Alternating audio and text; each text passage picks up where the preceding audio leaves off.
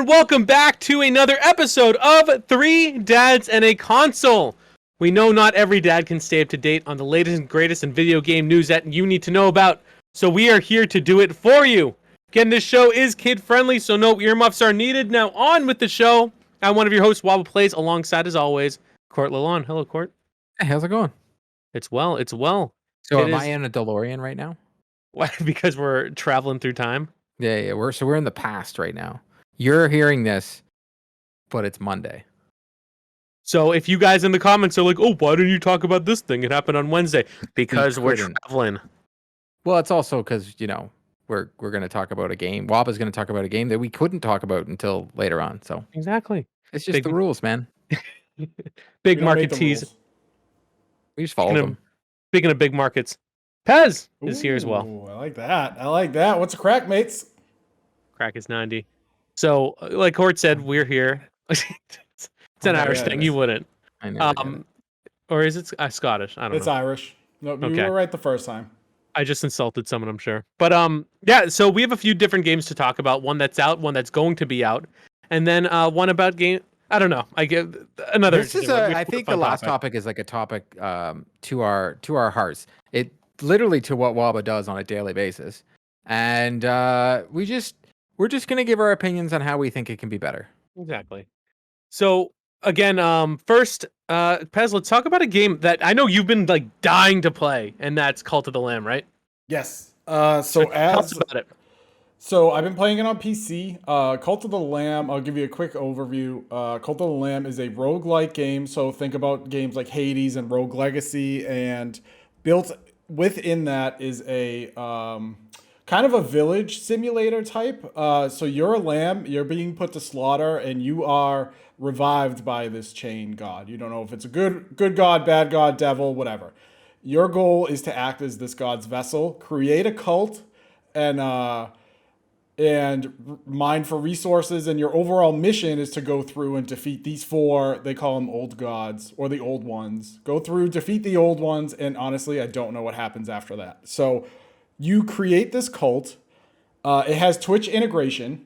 So if you stream on Twitch, your followers, this is really awesome.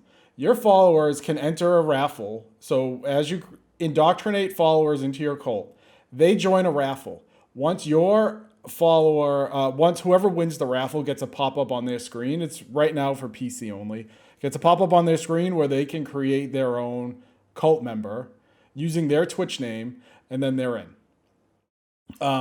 So what you do, I call it a village simulator because like you have to build a temple, you have to build there's like an offering place, there are mines like to get stone and wood that you can send people to, there is a shrine in the middle that people can worship at that gives you divine inspiration that unlocks weapons and stuff like that. And then the roguelike is very much Hades, where you go from room to room defeating enemies and getting loot. Most of that being bones that you can do rituals with. You can do gold that you buy stuff with. There's like meat and fish because you have to cook meals to keep your cult members fed. There is a whole like faith mechanic. So if you die, their faith in you goes down. If it's low enough, your cult members can dissent and start making members leave. And on top of that is the Twitch extension has a help or hinder that is random. So chat can either pick to help you or hinder you.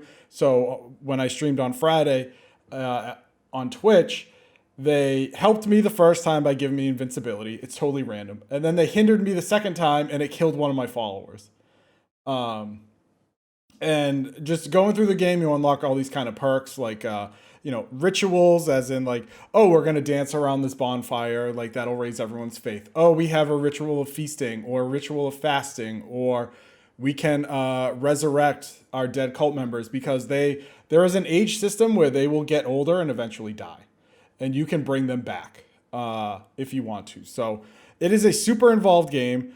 It is probably, again, I'm 9 hours into it. I'm on PC. It's probably my game of the year right now. I've had that much fun playing it. It is a wow. we know my love, A, of indie games, B, of roguelike games, right? Like I played Hades to death. I played Rogue Legacy to death. Like I've played all these games. And it is up there, and it's probably the most fun I've had on Twitch in a while. Because it gets the whole community involved. And it's a great time, man. It's a great time. From what the feedback I've heard from friends who have played it, if you can avoid the Switch version right now, do that. It's kind of janky. Shocking. But I've played on PC. I run on Ultra, 144 frames per second. It's perfect, and I do that while streaming. Jesus. So, well, I got a beast. So Pez, question for you. Yeah. Do you have Spider-Man yet? No. Have you played it already on the PlayStation? I play it on the PS4 and PS5. Okay, so then you'll wait for a Steam sale. But Yeah. I want to know what you super duper blown out your wazoo on your PC with the. Continue. I just thought you might have played it. No, I'm probably gonna wait until it's at least half off. Which is, if I could quickly go on an observation, it is surprising to me that Sony put out Horizon and God of War for 40 or 50, and they put Spider-Man out for 60. I have heard that gripe, and I am right there with you. It's a weird one for me. Yeah. Maybe the only thing I can add to my question to you is when they put out Ghost of you said Horizon and God of War. Sorry, Yeah. They haven't put out Ghost of Tsushima yet, but neither of those two games did Horizon have the Frozen Wilds DLC with it. Sure did. They were all complete editions. Mind you, the Spider-Man DLC is pretty beefy. That's true. It is. It's what? It's the only thing I can say. Like God of War makes sense because there's you play the game, it's over, right? Yeah. There is Game Plus, but that's not the same.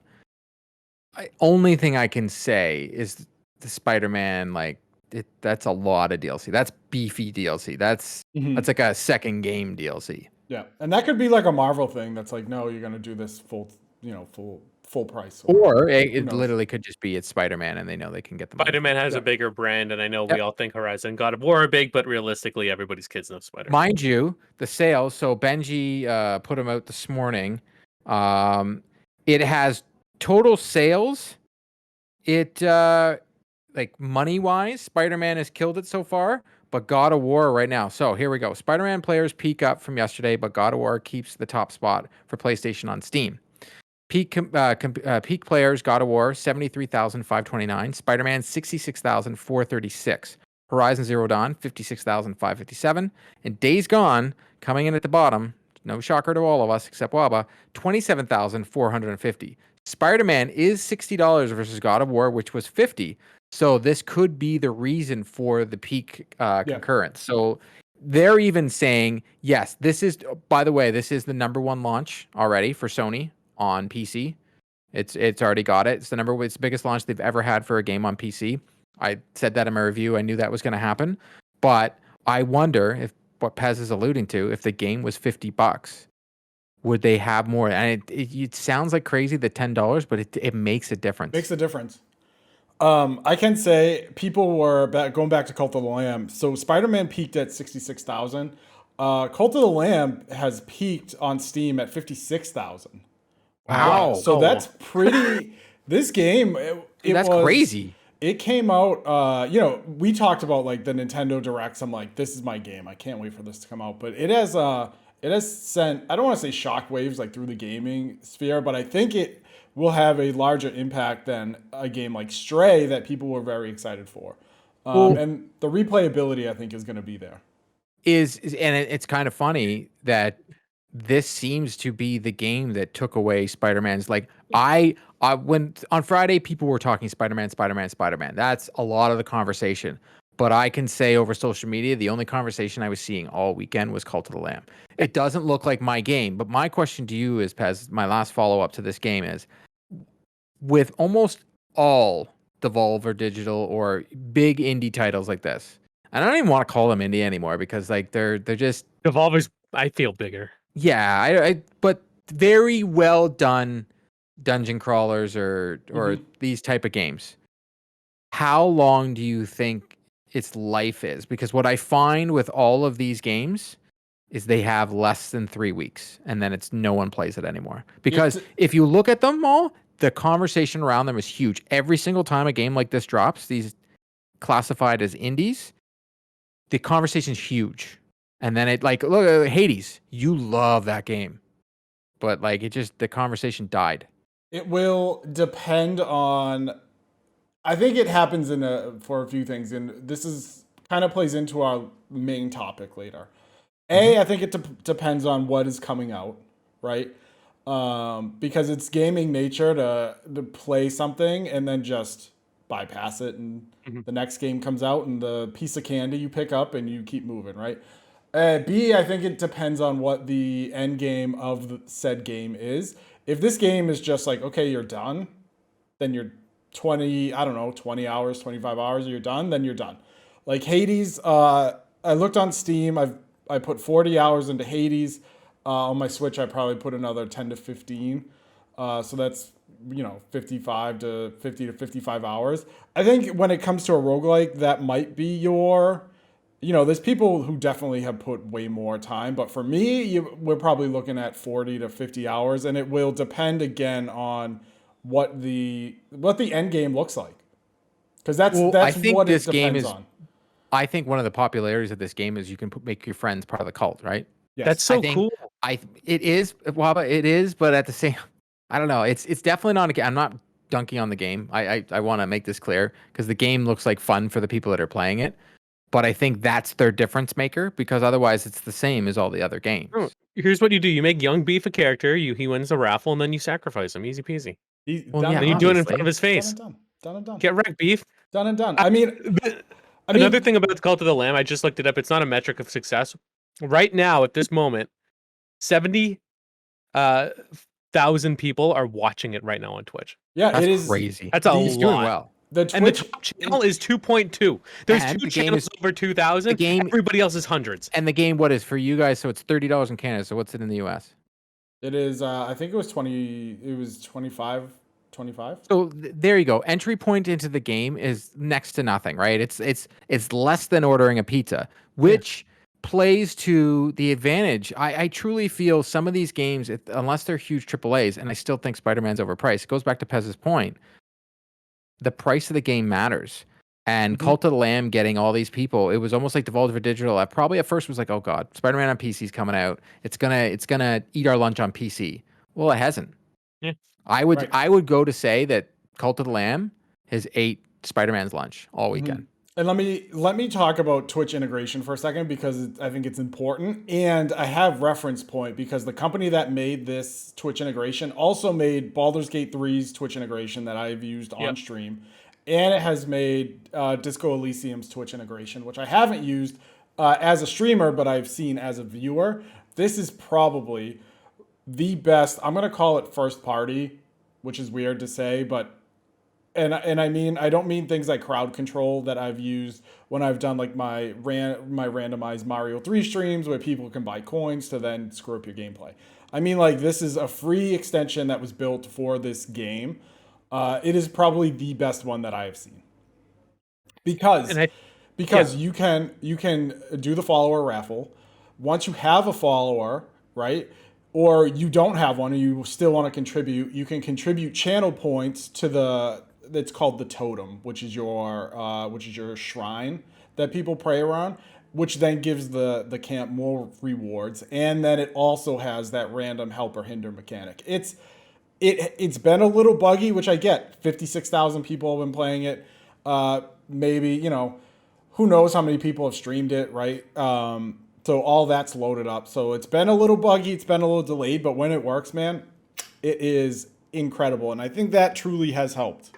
And most of the channels streaming it, there's like a handful at there's 2 at over 2,000. The next is like 400, a few hundreds, and most of them are like the 10 to 40 range. That means it's a community game. Like what you said, you get your friends, they're going to like it. I don't know how many new people you are going to get, but like because of that raffle, you might.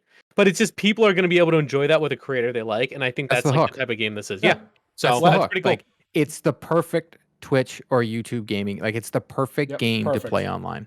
Like Perfect. I mean, I normally don't talk stats, but I streamed for like 4.5 hours yesterday during the day, and we sustained at about 30 people for like Awesome. most of that stream, and it was just people doing raffles, dropping channel points, and you can make your premium skins bits. Obviously, I didn't do that. I was like, people, we'll get in, we're hanging out, we have a good Why? No, time. I'm kidding. When a follower dies, like we have fun with it. I play Kansas Gone with the Wind, and we do a little eulogy, and we named our Dust in the Wind. Sorry, we named our cult Children of the Gaba because we talk about Gabagool and have all this dumb fun. So it's been a great time with the community. It's a great community game, and I mean, I have people playing. I have friends that love indie games that have played it offline on like the Switch, and they're having a great time with it too. So it's not just a Twitch thing. I think if you enjoy games like Hades, you will like this game. Love it. Has approved. Yeah, Pez approved, and I will have a Hold on, full hold on. review. I will have a full review on. It'll be ready by Friday on Three Dads and a Console. So YouTube.com/Three Dads and a Console. I will have a full review. Go check it out. I'll give you my recommendation. I'll let you know all the stuff, and yeah, yeah, stuff. So it's up to the YouTube. Oh, for sure. So another game that I want to talk about. It's funny as you started describing it because there's a lot of similarities. So this is like the roguelike episode. Is a game called Cursed to Golf. First, big shout out to developer Chuhai Labs for the review code, and I've had my chance to get my hands on it. And basically, it's a Cursed to Golf is a roguelike, which puts you in like this crazy world full of pixel puzzles, but it's like a golf overlay. So instead of having to like jump around and stuff, you're basically just hitting your ball. It's something that, there's been games like it, but I think this is like super polished. It starts off, you're a pro golfer, you're about to win the championship. It's, and the, clouds are getting darker, and all of a sudden you go for the last swing, you're about to hit in the final shot, and you get struck by lightning, and you die. Big first 2-minute spoiler. But reanimated in hell, so it's okay. You're met by a floating green ghost. He's got a kilt on. His name is Scotsman. He looks like Pez because he's got a red beard. And he's your guide and teaches you the ropes. Courses, it's not just left to right, it's up and down. So it's like multi-leveled, and there are different, traps and stuff like that, hazards, water, rough, and there's also dynamite.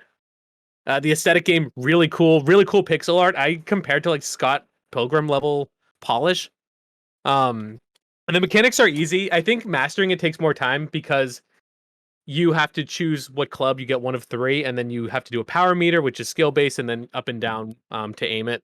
So it basically just goes and you just click. And unlike golf, you start with 5 strokes. You can earn more by using like a power-up card that you have, or by hitting these totems that give you, various numbers of additional strokes. So you just have to get in the hole by the time it hits 0. And there's also like branching paths, so you can either like muscle through obstacles, or you can go like left or right or whatever it is. So it gives you multiple different ways to like actually score. The premise of the game is that you can probably get you can ascend back to life if you complete all 18 holes. But each hole is like Super Mario, like 2 sub levels, so you can go in like different branching directions. So after the first level, the first hole I did, it said, okay, do you want to go left and just do an easy course, or do you want to go right, get 2 power up cards, and then you have to play like a mini boss. And then at the end of each hole is a main boss. And if you fail to meet the hole at any time, or you run it, and which is by running out of shots, you can use cash that you earn to buy more power up cards. So it's cool. Like it's got like roguelike elements mixed with like fun graphics, and it's challenging. I definitely had some trouble like aiming properly, and I just used my driver every time because I suck at golf. So don't do that. But I thought I'd enjoy it, but I'm enjoying it a lot more than I thought I would. I think it's good for like older kids because again, like you need a level of skill to like do like the timing mini game mechanic, power and stuff like that. Like my daughter who's 3, like forget about it. She might think it's silly for like a second if she watched me, but like it's definitely not for her age. But like if you have an older kid, or if you're also a gamer and you like golf or like sports games, or just want to try something new like pixel games, it's definitely appropriate for kids to watch. Like I said, my daughter would like watching. I don't know if it would carry her attention because she doesn't understand the concept of sports. But it's fun. I'm gonna definitely play the whole game. It's on PC. which is why I thought like I'm playing a PC game now, but it's definitely a lot of fun, and I'm gonna be having a full review out when this goes live. So you're probably either hearing it now or seeing it on our Three Dads YouTube because the game comes out on 8/18, which is when this episode drops. So, Curse to Golf. Actually like it. It's really I think it's fun, and especially in the summer if you're a hockey fan. What do they do when they're not playing? They play golf. So go play one that's actually kind of a fun little mini game reinterpretation of the game. So I like it. How how okay, so let's take a game like did you ever play Golf Story? A little bit, yeah. So would you say it is closer to something like Golf Story, or are we talking like almost simulations type PGA of golf? Like PGA Very much 2K21. like Golf Story. It's Okay. not like even Everybody Golf, if you played that on PlayStation or like Hot Ooh, I love Shots, that it's game. not like that. Oh, darn. I just a shame. You're like, oh man, that's great. No, not like that. Oh crap. No. Dang. It's basically like, you start like at the top and like as you have to hit the ball basically down, but there's like different like issues like lips or like, there's a one card you can get that can blow up TNT Mhm. and that'll basically create a shortcut. If you don't have a card that does that, then you have to go the long way. Gotcha. But it's just you go down, gravity's your friend, or it's not your friend. You could have a card that just stops a ball midair. So instead of overshooting it, you want it to drop right in the hole. You stop it right above the hole and it just drops right down. So it's kind of cool in that sense of, it's definitely way more arcadey than, something like PJ or Hot Shots or something like that. And it's all pixelated and I freaking love that. I love it. I love it. So do you think you will see it through? I definitely do. I don't know how long of a game it is, but How long once have you you get put the hang in? of How long have you put in right now? 2 hours. Okay. So definitely I'm not even through the first like world. I also too like when you the intro is like really cool way to do the tutorial. It's not like Call of Duty where you go to like a tree branch and it's like, oh, press like circle to it's like I know, dummy. No, it's so you start the final hole. It's like, okay, well, you start with your driver and then you do an iron and then you do a wedge, and it's like it basically like teaches you how to play, like Mhm. something you obviously know how to do, but it's like, oh, here are our controls.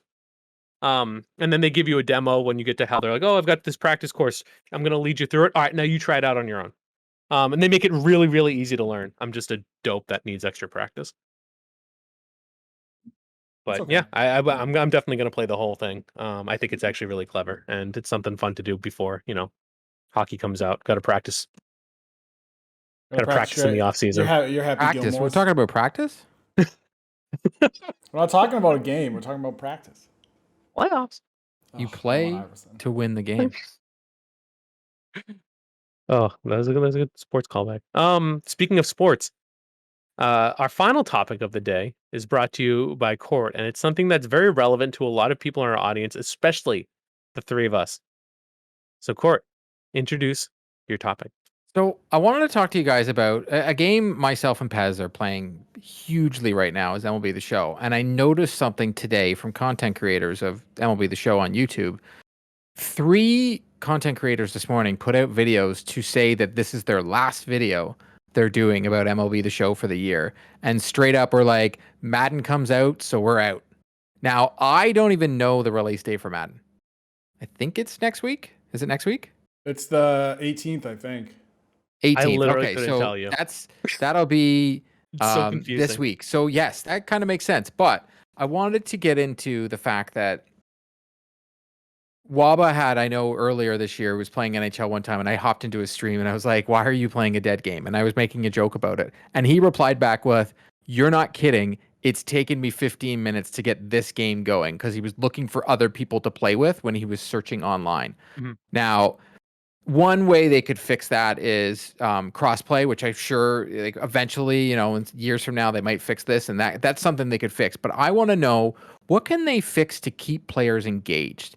Crossplay is one of them, but I don't think that's the end all be all answer. I think they need to figure out a way to maybe reward players. And I was giving an example to like Pez today. I love MLB The Show. I have played the living daylights out of this game. They this week did this huge hoopla saying they were giving us Ken Griffey Jr. And then when we all got the card, we were like, he won't even make our roster now. They also have this habit of they introduce what's called the monthly awards, and those cards are pretty good. But for some reason, they don't let you access those cards until the next monthly reward program starts. It never makes any sense. But they also have an issue right now with packs. At the very beginning of playing this game, you got rewarded for playing offline. But when you got packs, like the odds were, it said like I believe they're 1 in 9 to get a live series diamond Pez. Am I correct? It's something like that. It's like 1 in 9, 1 in 10. No, but before it was early, but the odds have changed. And now for some reason, I gave an example. I opened 73 packs yesterday. 73. I didn't get one. I got, and you can ask Pez because I complained to him. I got 2 gold cards. 2. But when you open what's called a balling as a habit pack, you get 2 gold cards guaranteed. When you open what is called a balling out of control pack, all of a sudden, boom, there you go. There's your diamonds. It seems that they've switched and they've done it now. And what I think they've done is because they even know their game is dying. And I think you can keep people. Like, I understand when the season for that sport ends, but like Waba, like the playoffs hadn't even started when you were playing NHL and the game died. Like I want to know from you guys, because I've rambled enough. How do we fix this? Or is it even able to be fixed? So in prior years, because again, I play a lot of NHL, and last year I actually played it throughout the summer. I cannot do that because there's not enough people. Part of that is they split the player base because of the consoles, because of the generation.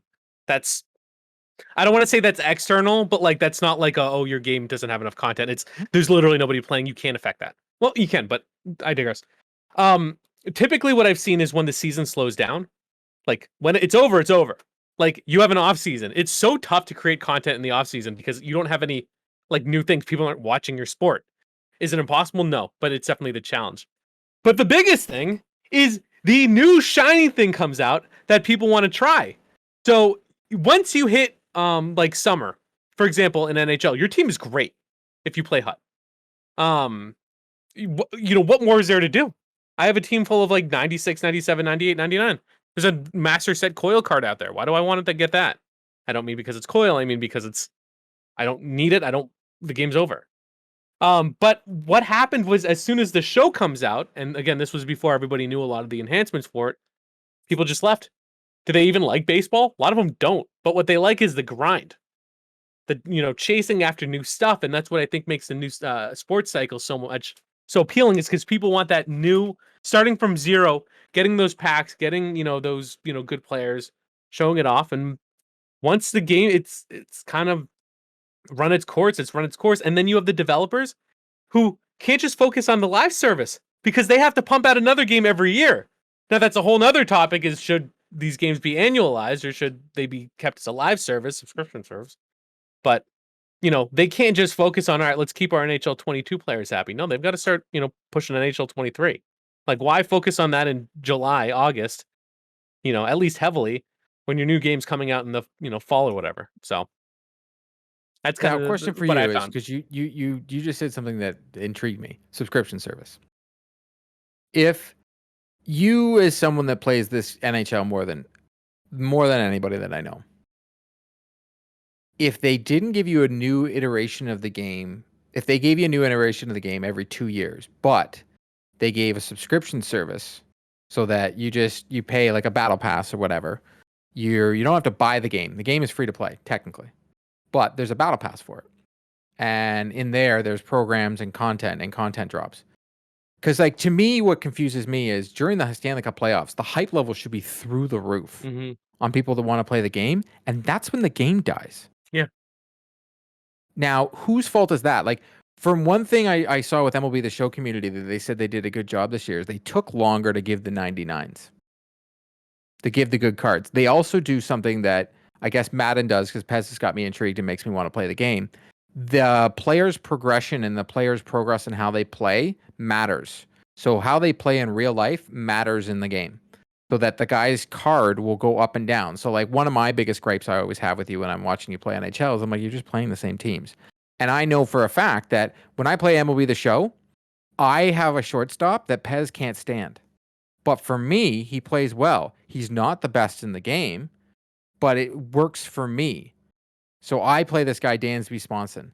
Pez is just like, nope. Now we both have O'Neill Cruz in there now because it's a very good card.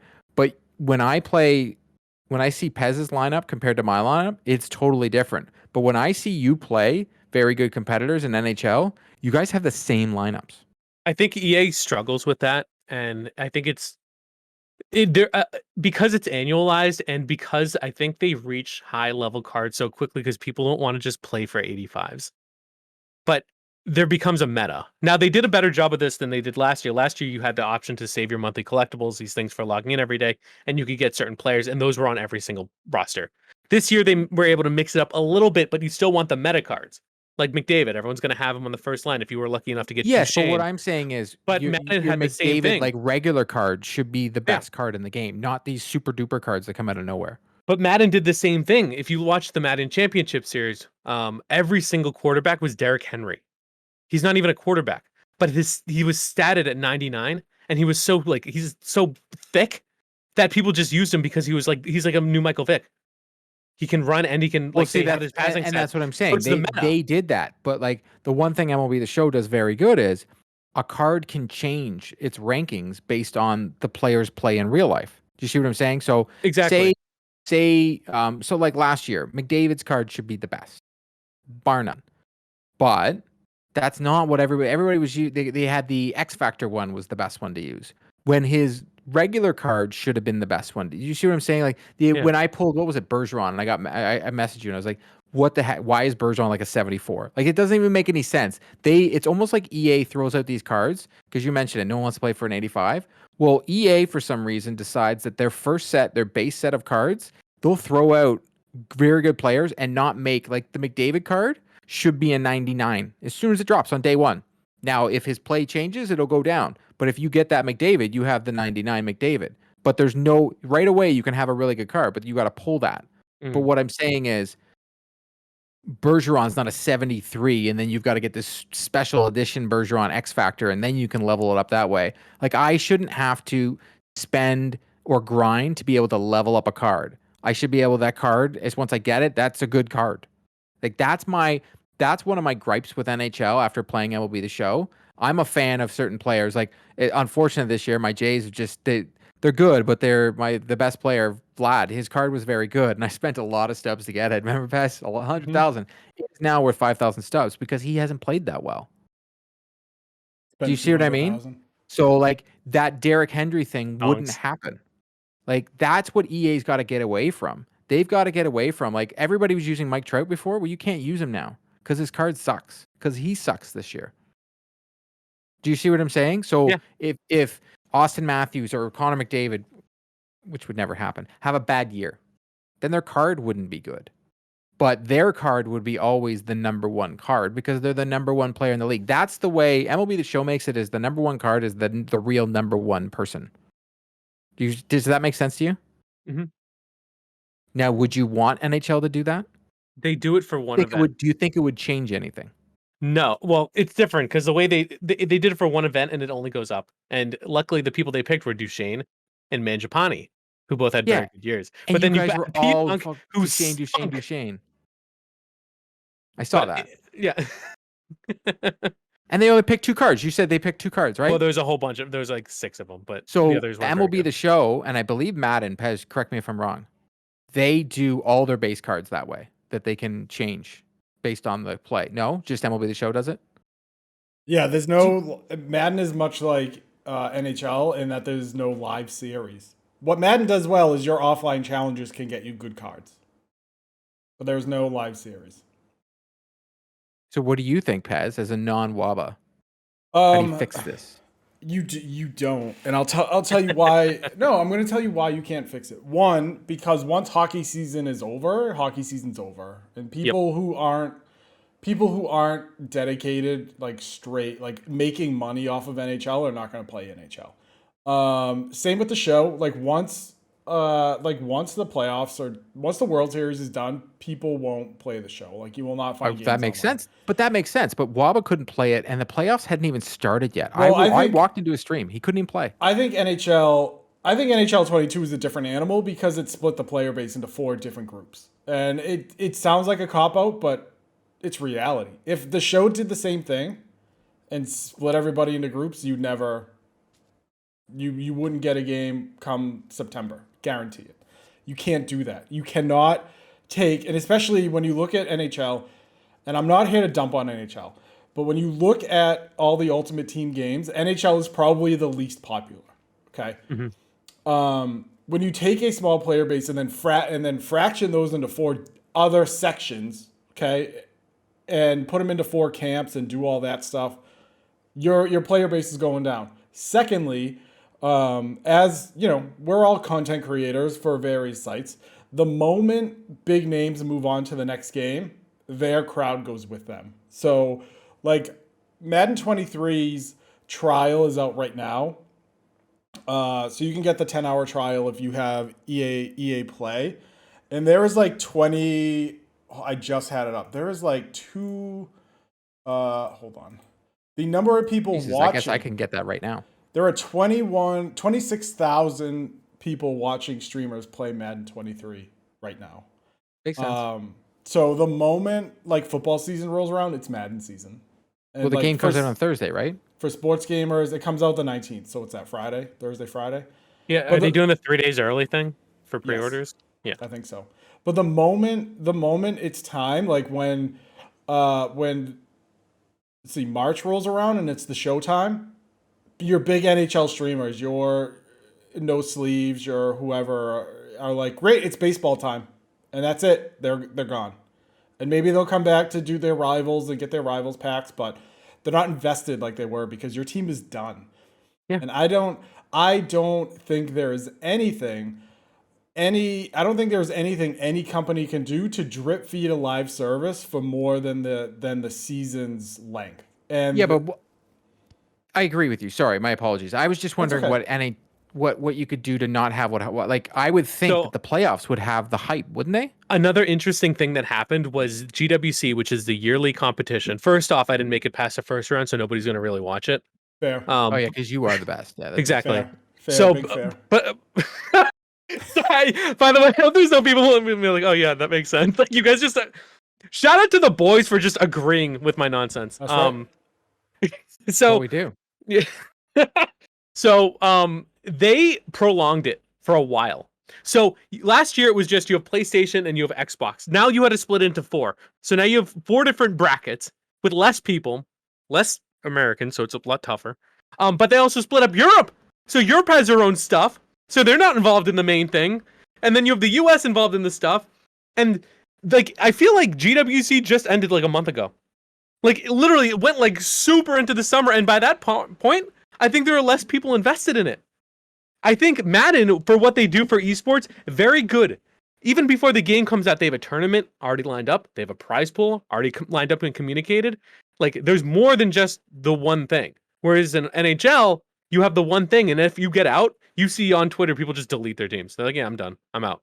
Well, that makes sense, because like MLB The Show did one at, they did a big one, I believe, 2 months into the game.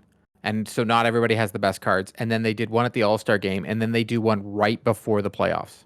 The competitive NHL scene is carried by third-party people. P.S. I'm downloading Madden right now. Pez's fault. But the competitive NHL scene is carried by third parties. Specifically, some teams do it. I know Florida Panthers does tournaments. I know Blue Jackets Gaming does a 6-on-6 that's very good and competitive. Sports Gamer basically carries this thing throughout the year, run by Kinu. Like it's unreal the work they do both in the US and in Europe. I would say GWC is definitely a big deal. I don't want to take away from that, but it's usually going to only be top people, as it should. But you have a lot of 6-on-6 tournament, and GWC is only HUT. So if you're an eShul player and you have a lot of talented eShul players, eShul is they tried to do something within HUT or within NHL 22, like, oh, we have a playoffs or whatever. The competitive gaming landscape in 3-on-3 and 6-on-6, or at least 6-on-6, is carried by third party. And you have to have it. eShul should never die if you do it right. HUT will because you max out your team and it gets boring, whatever. eShul should continue to be competitive because it's about skill. It's not about cards. or it's about, it's about you as a player and playing with your team. And that should be able to go throughout the summer. And we're seeing it a little bit, but it's not being carried by EA. Yeah, I think NHL is the outlier last year's. I think last year's version is the outlier. People who played it were like, it is very, very samey. And I don't know if the content creation team did enough to keep people satisfied. But in general, there is nothing you can do unless you get rid of Madden 23 and you call it Madden football, and that's it, right? But Like I Waba thought said. NHL did a very poor job of supporting the offline player more than any game. Like, Pez, you're explaining They to me did. that I can go play Madden right now, like I'm going to, and as an offline player, I can still play it and have fun. NHL felt like if you're not playing online and not competitive, they don't make that game for you. You don't matter. Yeah, they did. But even if it was, I would say, even if NHL had the show like programs and offline stuff, come March, April, you're probably done. Yes, but do you think they would make more money if they did that other way? Because don't- like I was maybe. reading some stats and reading some stuff that I did some googling before I had this subject, and Ooh. they were showing that for MLB The Show, the reason they do it and the reason Madden started doing it as well is because they learned that these offline players are actually your whales. These online players, they're not with you. They're going to walk away, and they're good enough to play the game to not have to spend money and be a no money spent player. The money spent players are just doing it for the collecting and doing it to have the game, and you get more out of them when it's an offline game. Fair. Yep, I don't think that, That I don't makes think sense, that too. doesn't sound crazy. that makes sense too. Because you're really good players like yourself, Wawa. You have that good team. You can go out and get whatever player you want, except Mario Lemieux this year because you just had bad luck. F my life. And But- it's interesting too, because I know you mentioned like it's not just about getting the players, it's the auction house. The auction house was split too. I have 400,000 coins just sitting there. I can't buy the players I want because they're not there. See, that doesn't make any sense to me. Like I- I know for MLB The Show for a fact, the developers themselves put the cards there and they put a ridiculous price at the very beginning, and then they go from there. And the price will fluctuate, and there's a market. It's called Market Monday for MLB The Show. Pez knows that I know it. So like I learned a little trick, and Pez and I have used this, where we purposely will put in bids for cards that are at a lower price than what it says in the market, but we do it at nighttime. So we do it at like 10 o'clock, 11 o'clock at night. When you wake up in the morning, that deal will go through at like 4 o'clock in the morning because there's nobody outbidding you. And you'll get those cards every single time because they have an actual market. The NHL one didn't seem like a market at all. It just seemed like a random gobbledygook. Well, and it's again cut between 4 different systems. If they had a global market, I think it would have changed. But they didn't, and we don't know if they will this year. Like nothing's been said yet. We surmise that crossplay might be coming, but we don't know about the market. It could just again be the 4 systems, and that's it. And It the just seems market EA too. doesn't care about NHL. Well, I wouldn't say that, but it's a smaller team for sure compared to some of the others. That's why you see like a lot of larger leaps maybe being taken on some of the other games. But like the auction house too, like it's if I find out. So oh my gosh, this sounds so stupid. Okay, so let's say I bid on a player. The only way I can find out if I still have a bid on that player is to like click another player, click place bid, and then circle out. Ooh. It doesn't just give me an auto notification, or I have to go back out to another menu. I cannot find out It's very bad. without doing something silly. The systems You, are it very has. bad. I mean, Waba, if I said to you NHL had a companion app, If that you NHL could a go- companion app, I would. Oh my gosh. Well, maybe So, not me. UG Dynasty. one of the would things just be MLB The Show players crushing it. got, I think it was last year, Pez, was they got a companion app last year. Yep. Because the companion app, I know Pez uses, I know I use it. I buy so many cards to that app. So many cards. I think Madden has a companion app, but I've never I haven't dove into it or I will dived Google. into it to see what it's like. But I think in these days, and again, I don't want to sit here and dump on NHL, but you're right, Waba. It is really hard to figure out A, if you still have a bid on a player, B, if you won a player, right? Because nothing comes up that says, oh, you won Sidney Crosby for 100,000 coins, right? Nothing. You have to go into I think it's like auction house, in either like bids open or bids completed, and then Yeah, you're like, or oh go to your great, inbox and see. yeah, you have no idea if you've been outbid. Like if you're trying to eBay this guy at the last second, It you have does. no idea. So It's so silly. the functionality of NHL isn't great. But still, I think if all those were on par, because the question is, can sports games last a year cycle? I think if I'm every just saying, can it game- last to the end of the actual season, like coincide? Like NHL died so quickly. It was so weird to me. It was pretty much like after the All-Star break, I started watching WABA having a harder time connecting. Mhm. It should. If that's the case, then I think most ultimate teams are fine. I think NHL was the one that struggled, and I think it's because they made mistakes of splitting the player base, and then these little tweaks that you see in other ultimate teams, like these quality of life changes, we'll call them, of other ultimate teams, of like, hey, I got notified when I sold this person. Oh, if I am in a game and I want to buy Rafael Devers or Josh Allen, right? All of a sudden my phone goes bzz, and I look at my phone and it's like, oh, I just bought Josh Allen. Like it tells me in real time when that transaction happens. Or And if I'm looking at the Madden app here. It's everything you want, WABA. It's literally placing Dude, bids. I find It's all out there. if I sell a player because I'm going through a menu and randomly just a string of coins will show up in my account, and then I have to actually go to the auction house. I have to go to sold players to find out who even sold. Because if you're me, you sell like 100 players. If you're UG Dynasty, you sell 1,000. He literally has no idea who sells until he goes to that, and it doesn't update until he backs out of the screen and goes back in. Yeah, it is. It It's is so manual. imperative for an ultimate team mode to have these quality of life changes, because if you don't, you will see what happened with NHL 22, where people will stop playing it to go to play the show. Because we know how these cycles work. It goes Madden and FIFA pretty much at the same time, okay, because they're two different player bases. Then it goes NHL it's probably going to come out, end of September or October, right? So your hardcore NHL people are going to go play hockey. And then come March or April, you're into baseball. And if you're not grabbed by NHL, you're going to play the show. I think what also benefits the show that doesn't benefit the other EA games and 2K and the 2K basketball game, because we don't talk about that a lot because the three of us are not 2K players, right? I have a little bit of 2K experience, but most of that is franchise, because we want to talk insidious microtransactions. You're going to get it with 2K, up and down. And I could talk about their practices all day, because it makes EA look like a sweet indie developer. That's how bad they are. But I think what benefits the show is that game is also on Game Pass. Right? So now your install base is a little larger because you're like, I'll give it a shot.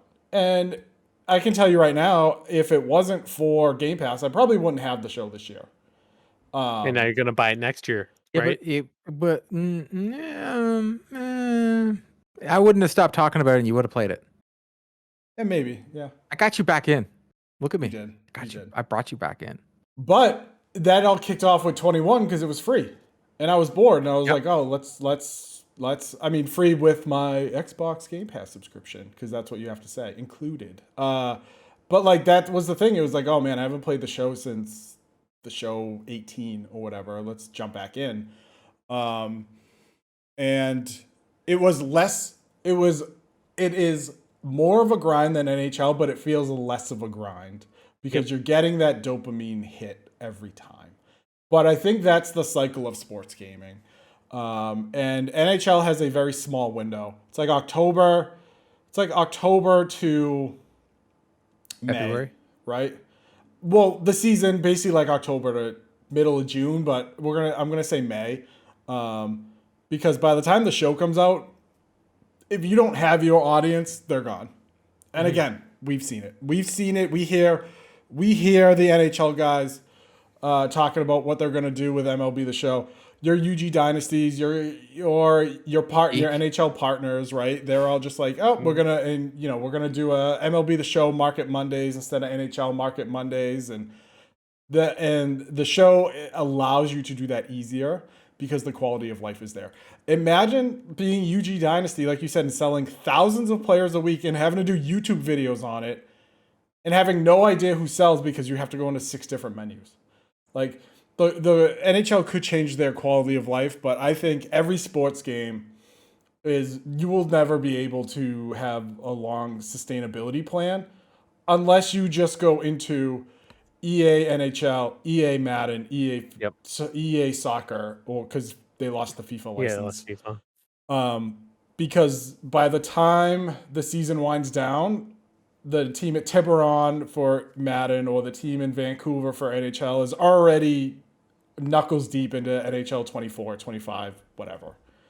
Yeah, so. And I agree with that. Like the subscription service, I think is definitely probably a bigger conversation for another time, because I think it's something that I guarantee has been considered, and like CB8 and stuff like that. Like, there's no way that it hasn't been considered. But like when you look at the cost and everything and like projections, like what do you make more money off of, or what where can you apply your resources better? Well, and I truly feel that NHL's the ugly stepchild. It's like, and they're like, well, you know, it's the one that never gets the next gen version right away. It's the one that they do everything last on. And like, I'm about to boot up Madden, and if I go into their Ultimate Team and it's like pretty much the show, I'm going to be pissed, like actually pissed if NHL doesn't. I love hockey, but last year, like I said to you, Abba, I tried. But like when they have like a thing where they're like, hey, to get past here, because they lock everything. They don't let you. MLB The Show does a great job. Is like, here's the 15 challenges. You can do them in any order you want, and here's the XP you get on them. It's up to you what you want to do with it. NHL's like, you know what? We're going to lock those challenges, but you're going to have to complete them all in a row. And one of those challenges is going to be in 3 minutes, because that's all you're getting, 1 minute periods. We want you to get 2 shorthanded goals. Okay. You gotta get so good, that man. means that I have to go purposely get a penalty and then figure out how to score. Are you kidding me? You just said that. Okay, that's like the silliest example, but it's true. Like, okay, what do I do? Okay, well, I try to trip someone. Okay, I keep missing. I have to flip a puck over the boards, delay a game. It doesn't even make any sense. You get 1 goal, and then they score, and then you have to do it again. Exactly. So it blocked 2 shots. How many shots have I blocked? I don't know. We don't put it on the stat line in the pause menu. You just kind of have to wing it and guess. Thank you very much. It doesn't make any sense. But also a crouch counter. But also a crouch block and a dive block are different in that game. And the challenges are the amateur. They don't shoot anyway. And your AI defense picks them up, so I literally have to send them all manually up ice, and then it's me on 2, and then they score. And then I have to score so I can go into overtime so I can finish the challenge. The challenges didn't make any sense. Like they could have been challenges. Are one thing I love about MLB The Show is their challenges are real life things that have happened. Okay, so and also, you know what? EA, I mean, the MLB The Show does a very good job of. They incorporate tops, baseball cards. So they have a whole section on just baseball cards. So if EA teamed up with Upper Deck, and they had the Upper Deck daily challenges, where the daily challenges are literally based on something that has happened in history or something that has happened the day before. Like when the Blue Jays mopped and got like the 10 runs in the 1 inning or whatever, they gave you a challenge where they were like, use Matt Chapman and just hit a home run. You got 9 innings, to do it, but your player locked on Matt Chapman. Just hit a home run in this game. That's all you got to do. NHL could do the same thing. Just score with 1 goal with Steve Stamkos. You play it as long as you want. That doesn't matter to them. They used to do that in like NHL 16. It was a separate mode called Moments, and it was amazing. Put you in a situation, and it was amazing. Gone. It was amazing. I played it all. I played it. You got to do the Boston Bruins comeback against Toronto Maple Leafs. Yeah, F you, Toronto. Get wrecked, nerds. Well, what I'm saying is stuff like that can be put in the game. You got your player locked on Patrice Bergeron. It is 4-3, and you've got to win the game. And they give you exactly how much time happened in real life to do it. Yep. And they player lock you. You know what EA does? EA's like, we're going to have you play with whatever team that you've created, regardless whether it's good or not, and we're going to have you play against the Liga team or whatever we've chose for that week for some weird reason, and you've got to do this asinine thing that doesn't make any sense. For 100 coins. Yeah, and if you don't do it, if you don't Hard. do that, we're not going to let you do the other challenges. So it doesn't matter. So then you look at it and go, well, I haven't been able to complete this, and it's too hard. All right, I'm out of the game, and you walk away. Your daily that's their challenge is fault. 250 coins. But that's what they're giving you. You can't even buy a player for that. I'm well aware. And you know what? MLB the show, and I'm about to find out about Madden here. So I got it downloaded. I could go in right now and check it out. Court's gonna get one pack. It's gonna have a 99 Josh Allen, and Pez is gonna be his No, hat's gonna no, be no, Chris because Allen. right now in Madden, your highest card is like an 88. They haven't released. See, that's the what doesn't 90s make yet. sense to me. When NHL drops, they should have automatically the best card in the game is Connor McDavid, and then they go down from there. McDavid would be like a 95, I would say. If you're comparing like the show to NHL, right, Pez?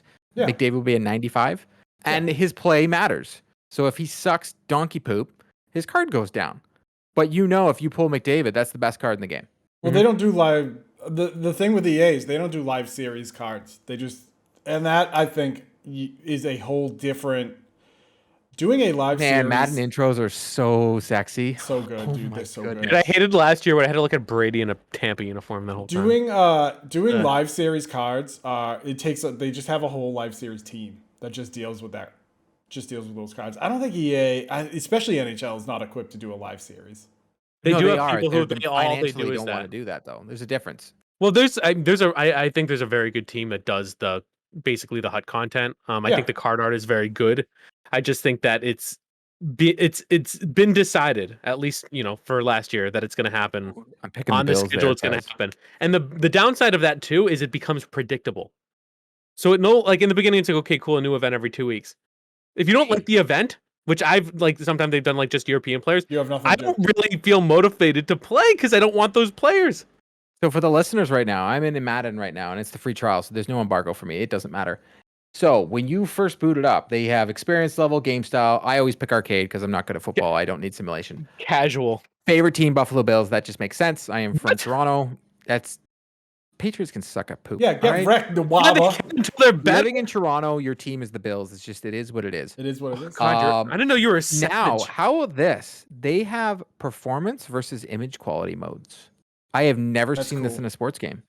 So if you choose performance mode ensures the highest possible frame rate for your gameplay. Choosing image quality allows you for the highest possible graphics quality. If you're playing a sports game and you don't take performance, I don't know what to tell you. You're crazy. But always yeah, take performance. You crazy. Now, to our friends like Marcus, there's accessibility settings. Let's go. So EA, I don't believe they've had this before. Menu narration. Marcus was complaining. Remember, he said he couldn't play NHL before. He said you could get through the main menus, but once you got into the game, the narration stopped. So they have subtitles on. So yeah, it looks like menu accessibility option for audio is only available when connected to EA servers. Accessibility to turn VoIP to text to menu. So yes, after you can turn it on. Enlarge field on graphics, controller vibration, color blindness, brightness, contrast. VoIP to text menu fade, quick chat, dynamic camera effects, master. They got a lot in here. What because I looked into the FIFA ones, that's why my screen was purple when I was streaming, because I still had one of the color blindness settings on. One of the things he shared, and again, I know we talked about, if you want to see more about accessibility, youtube.com/WobblePlays. I interviewed Mark McCracken for accessibility in EA games and all the other good games. It was about narrating the screen, so things like Be a Pro just can't happen because if they're not narrated and it's just text, you're done. But also too, being able to adjust the like the contrast between maybe the field and the puck, or the field and ball, field and puck. I don't know. He'll be able to speak to him about the new version of the sports games, but it was really interesting feedback that I had. And new throwing mechanic has. What the? Oh, Josh Allen. That's what I'm using. Dude, the throwing mechanics are incredible. What they have done with Madden, yes, like you kind of have to like hold L2 and then you can move this like small circle around to the shoulder side you want to throw it on. It's very good. It's very precise. No, it's just showing me. I'm just doing the middle. Just give me hybrid controls where I just have to hit triangle and it goes to that player. So bullet is holding down the B button, and then there's lob just pressing B. You're getting like the live reaction of course. Oh, I can see it. I can see the meter going above the receiver's head. Dude, enjoy because that is sexy. The skill gap is gonna be legit. It's gonna be fun. But yeah, back to topic. I don't think it's. Oh, this is the topic now. Yeah, wow. Madden's the topic. Court live reaction to Madden. But yeah, I think we'll probably revisit the sports games as well, like Madden, 100%. FIFA. We are at heart a sports gaming. No, I wouldn't say podcast, but trio. We really love our sports games. So, yeah. Court says play Madden. Pez says play Cult of the Lamb. I say play Curse to Golf. You have 3 recommendations. Report back in the comments on YouTube. Oh wait, we're not streaming this on YouTube. I threw a high pass. You press LB and you throw the pass. You throw the ball high, so the guy has to jump. Report oh my God. on Twitter at 3dadspod to let us know how they are and how smart we are. But that's gonna wrap up another episode of 3 Dads and a Console. Appreciate everyone's time. Again, thank you all for listening. We went through some good, awesome games today. Let us know if there's any games that you have your eye on, especially in the summer. Please rate us on your podcast platform of choice. Rate us 5 stars. Leave a nice review. We actually saw one recently where someone said something very nice about us, and we do talk about it, and it makes us very happy. Honestly, that was nice. It made Pez cry. It did. I cried.